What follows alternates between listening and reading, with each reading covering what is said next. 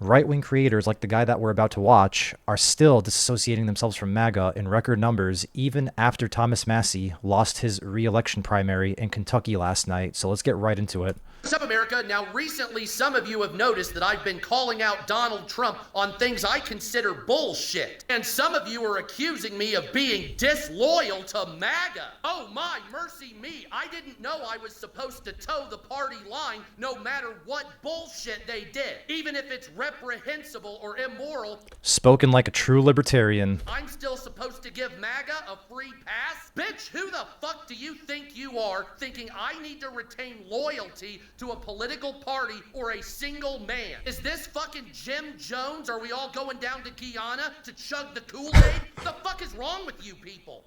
I mean, you know it's really bad when you have members of his cabinet like Pete Hegseth actively campaigning for Ed Gallarain, who is the challenger that just beat Massie in the primaries, which is a violation of the Hatch Act. Sitting members of the cabinet are not allowed to campaign on behalf of any sort of political party, regardless of what your political preference is. That directly violates the Hatch Act. And the shitty part is that Pete Hegseth won't get punished for it. And even if you say, well, yeah, at least the next administration can investigate it, unfortunately, that's not going to happen either, because Trump is probably going to issue Hegseth a pardon right before he leaves office. That's if Hegseth is still, being a little obedient boy to Donald Trump, to say it in the nicest way possible. Talk shit to Joe Biden on this app for 4 full fucking years. And yeah, this guy did criticize the living shit out of Joe Biden. Biden's shitty gas prices and higher prices overall are... Although, to be fair, those gas price hikes that Joe Biden had to face was an after effect of COVID, which once again Trump mishandled, and also the fact that Trump signed a shitty OPEC deal in 2020 right before he left office, which also contributed to the rise in gas prices. So that was like kind of a double whammy right there. The original reason I went on social media to talk shit. I came here to stump for Donald Trump, you assholes. This is a case of getting the day you voted for, or at least getting screwed over massively, because you can tell that this guy is so frustrated for going to bat for Trump for all these years. And now he feels like he's being screwed over because of the shitty war that's causing inflation to rise rapidly beyond expectations, especially with gas prices doubling. And not only that, but just the cover-up of the Epstein files. That's another big one that these libertarian-type Republicans hate. But then clearly, when he's doing the wrong thing, you want me to overlook that bullshit. Because at least he's not a Democrat. I can still dislike Democrats and think this guy is nothing but bought and paid for shit. And that's the problem with the MAGA branch, right? Is that they will blindly follow Trump, even if Trump is ousted as a PDF file because of the Epstein files or whatever.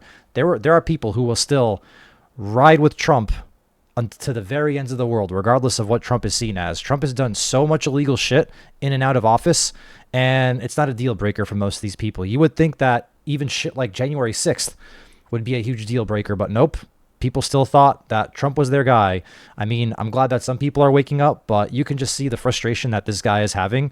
And this is probably the frustration that a lot of Trump supporters have had over the past couple of years, knowing that Trump didn't really follow through on any of his campaign promises, including the deportations, which I keep saying in other videos, which I thought was going to be the easiest part for him to uphold, which he failed on as well. So he didn't get the deportations done properly.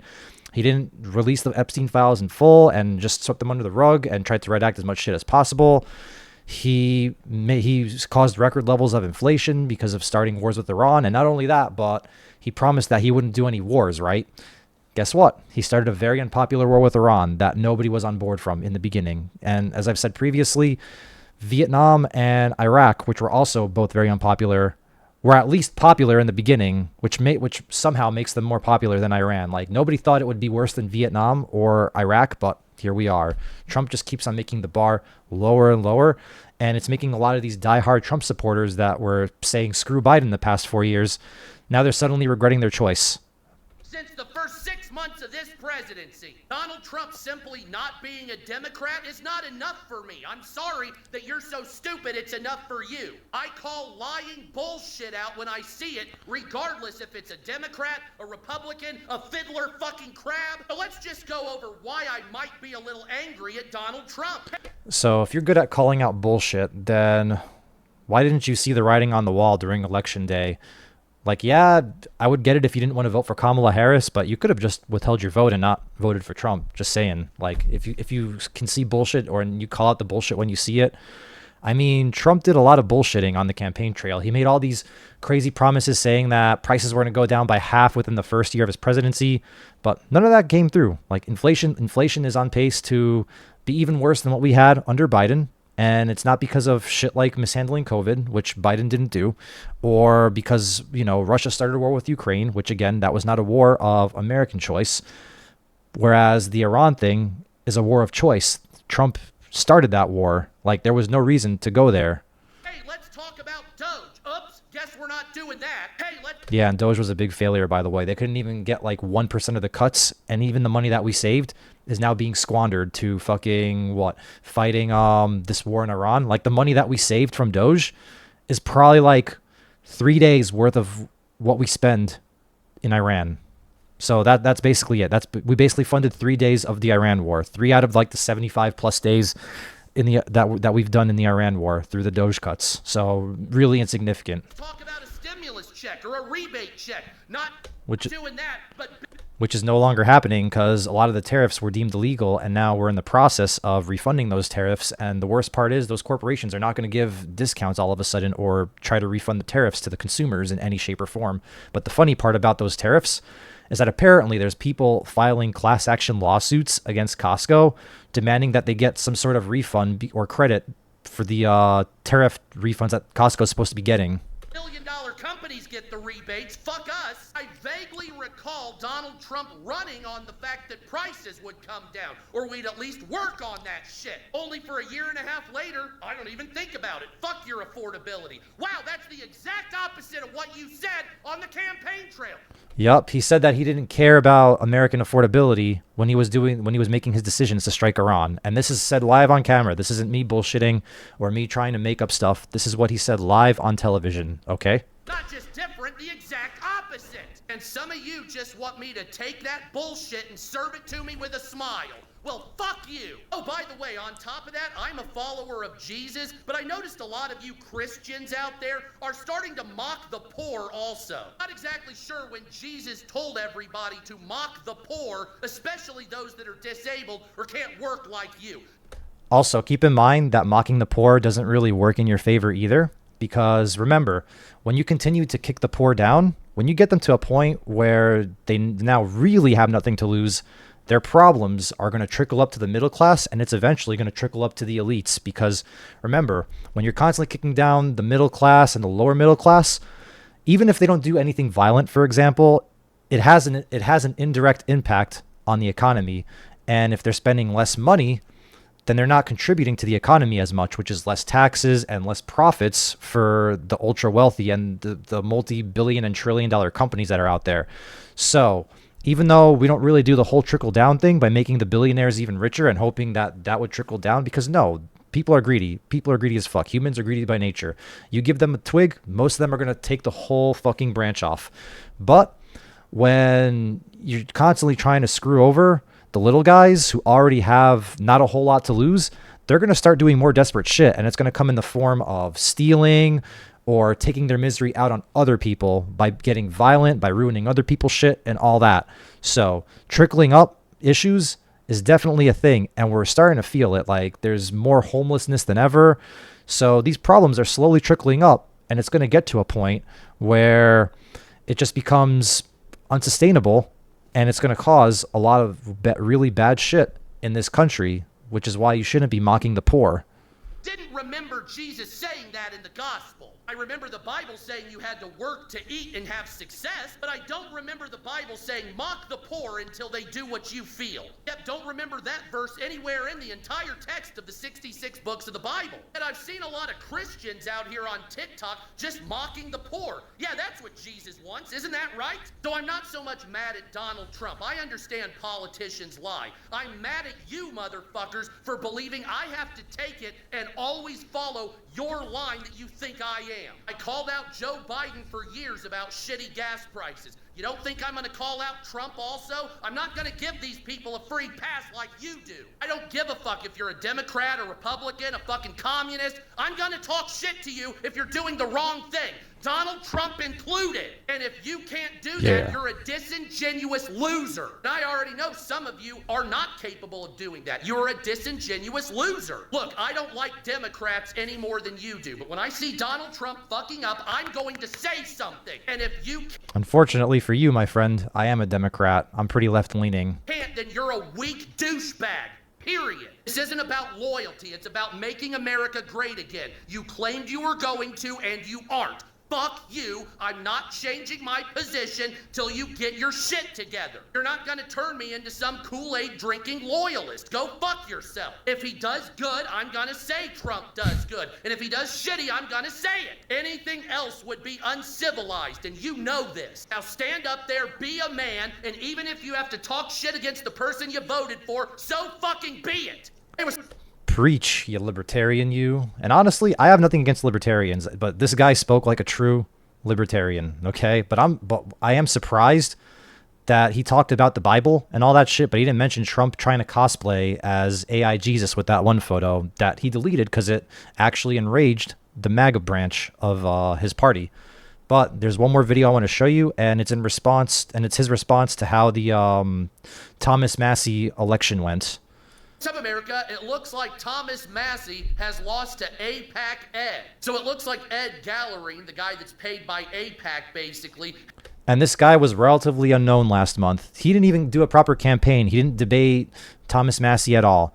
This guy basically got the full VIP treatment from Trump and company, where him and other Israel donors donated $30 million, at least $30 million, which is now the most expensive congressional primary in history, just to unseat Thomas Massie. That's how fucking crazy it was. So the fact that this guy was relatively unknown, beating Massie like that, just really goes to show you how these GOP seats are for sale. And it's really going to be the downfall of the Republican Party at some point. And hopefully these libertarian-type Republicans start waking up and going against MAGA, because now they know that some of these seats can just be simply bought by Israel and AIPAC, which is what happened. Because again, Ed Gallerine, relatively unknown. No campaigning. Well, no campaigning from him personally. No speeches, no debates, nothing. Like I said, Trump, Hegseth, which is legal, by the way. Again, Hatch Act violation. And all these big money donors basically did all the heavy lifting for Ed Gallerine. That's basically what happened, and it's disappointing. But on the flip side, there's now a chance that the 4th congressional district in Kentucky, which was Massie's seat, can now be picked up by a Democrat, because now I'm pretty sure that a lot of those Massie votes are going to be very disappointed in the result, and they're either not going to vote, or they might even vote for the Democratic candidate. And I think between Massie and the Democratic candidate, there was probably a good 90,000 votes or so between the Democratic votes and Thomas Massie, whereas Ed Gallerine got maybe 60,000 votes total. So if you have, and this is probably a generous estimate, I'm sure that it's going to stay red, but again, there's a chance, but it would require half of the Massie voters to vote Democrat, to vote for the Democratic candidate, in order for us to have a good chance. But there is some chance that'll happen, because I don't think a lot of Republicans are happy with Ed Gallerine winning the Republican nomination, especially because most of those voters were under 40, and most of those under 40 voters are likelier to vote for a more progressive candidate, even if they are registered Republicans. I think Massie got 70% of the under 40 vote, and it was really just the boomers that carried Ed Gallerine to the finish line. So that's another case of boomers just fucking everything up for us millennials, when they're not even going to be around the next 15 years or so. But us millennials, we're going to be around for another 30 years at least, and then Gen Z is going to be around for another 40 plus years. So yeah, it's just another case of boomers taking shit for granted, and we're going to pay the price, even though they're not going to see the long-term consequences of their actions, of these votes and these policies and all that nonsense. Has beaten Thomas Massie by 9 or 10 points, give or take. An absolute landslide paid for by Israel and the Trump administration, in my opinion. Now, there's something really wrong here in America with a person that gets $25 to $30 million in donations, mostly from AIPAC, Israel, and some supporters. On the surface, it looks looks like this Republican primary was sabotaged on purpose so they could get an agenda forward, much matching Israel and their agenda for the United States. That's what it looks like to me on the surface. Now, like I said, this was one of the most expensive primaries in American history. Republicans pumping money in to fight other Republicans. And this here in America's... You know what's also crazy with the Republican infighting? The Texas Senate primary. That one is heavily contested as well, with Ken Paxton going up against John Cornyn, who is the incumbent right now, and Republicans are heavily divided on that issue as well. Trump actually just threw his hat in the ring for Ken Paxton, who is the challenger, and Paxton has more baggage than Cornyn does, so to speak. But there's also a silver lining to all these primaries, right? So first of all, Paxton is less popular than Cornyn because, again, he has a lot of baggage. He's an alcoholic and all that shit, so it might not translate well in the general election, even with Trump's stamp of approval. And not only that, but now it's not like these senators and Congress people are just going to suddenly leave office the next week. They're still going to be serving Congress for the next 7 years or so, or not 7 years, sorry, 7 months or so, right? Or actually, no, more than 7 months, 8 months, right? 8 months, because their term expires in January of 2027.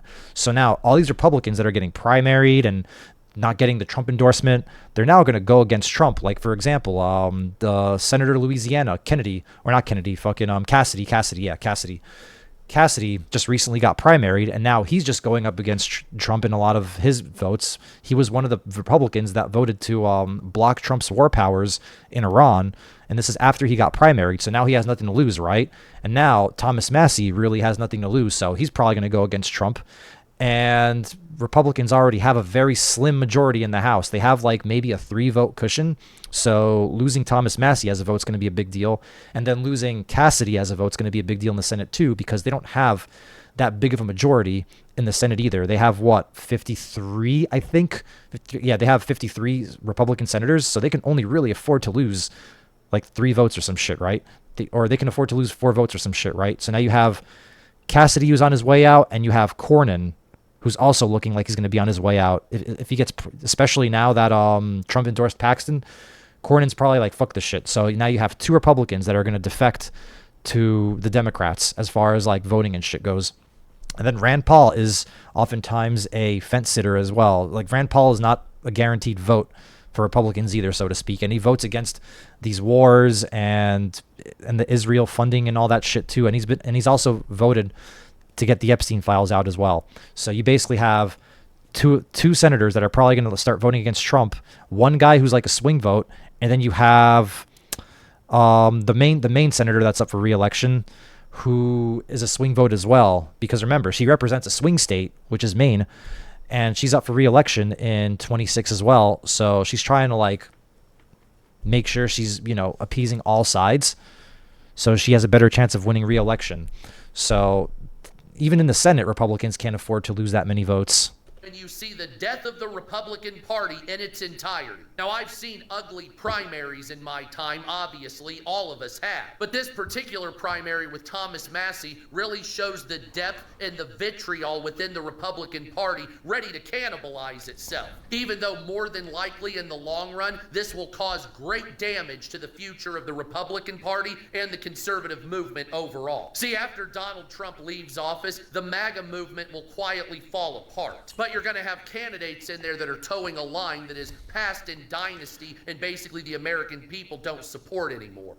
I think there's going to be a huge power vacuum for the MAGA faction of the Republican Party. I don't think it's going to die in the 2028 election, but there's going to be a massive power vacuum, and there's definitely going to be a lot of infighting. I think because of how unpopular MAGA is, because of all the policies that Trump passed, as well as just, the Republican Party being split between the America First and the MAGA branch, I think regardless of which Democrat you put as the challenger in 2028, that Democrat probably has a really good chance of winning, regardless of who wins the Democratic primary. I think the Democrat candidate, regardless of, again, who the person is going to have a good chance of winning the general election in 2028, just because of how divided and unpopular the Republican Party is right now. But Democrats do need to work on their messaging in order to really secure the bag, because I think Democrats do have a messaging issue that needs to be addressed before we get to the 2028 election, and we should work on our messaging going into the midterms as well, because right now the only reason why Democrats are gaining so much momentum right now is not because of messaging or whatever. It's not because of what Democrats are doing right. It's just simply because of the Republican Party imploding within itself through bad policies and a lot of infighting right now. This will have repercussions for decades to come, more than likely, leading from here to the November primaries, then from the losses in the November primaries to the presidency, which God only knows what way that'll go. Now, I've warned you many times about Republican infighting, but nobody seems to get it. They just want to call everybody a Democrat that doesn't believe in what they say. And I'm here to tell you that there's varying levels of conservative, that you better get your fucking ducks in a row, or you're going to all lose everything in November. You'll have 2 years of a lame duck Donald Trump presidency, then a Don't threaten me with a good time. Democrat victory in 2028. You want that, fuckers? Well, worst case scenario is basically unfolding, and it seems you've chosen that path to stupidity. So your short-term victories will eventually turn into very huge losses coming up, and I can't blame anybody but you for that. But unwillingness to compromise is what's going to destroy the chances of Republican victory, because eventually you're going to look like Democrats. What's up, America? And there you have it, spoken like a true libertarian. Let's look at some of the comments here. Let me get myself in the middle here, just like that. All right, Massie, conspiracy. No, actually, Massie voted with the Republicans 90% of the time. The other 10% was involving Israel and the Epstein stuff.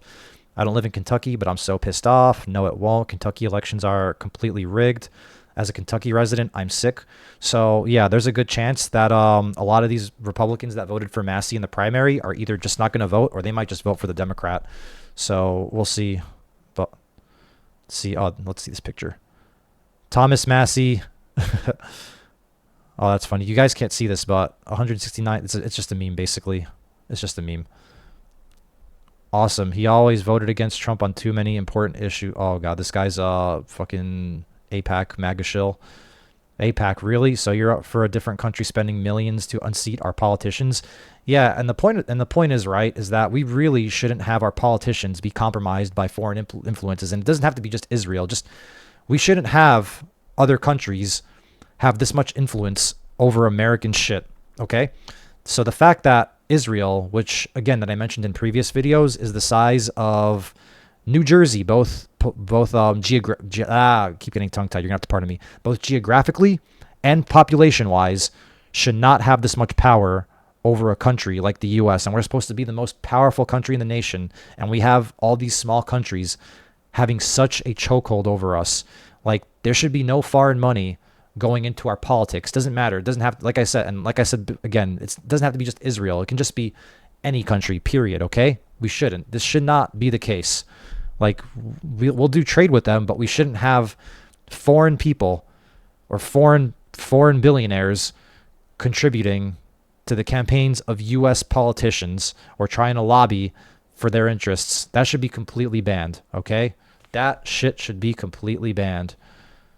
But yeah, anyways, good to know that the GOP is being sold out to AIPAC. But honestly, it's not even just the GOP. There's a lot of Democrats that take AIPAC money as well, like John Fetterman, for example. So really, both sides of the aisle are compromised.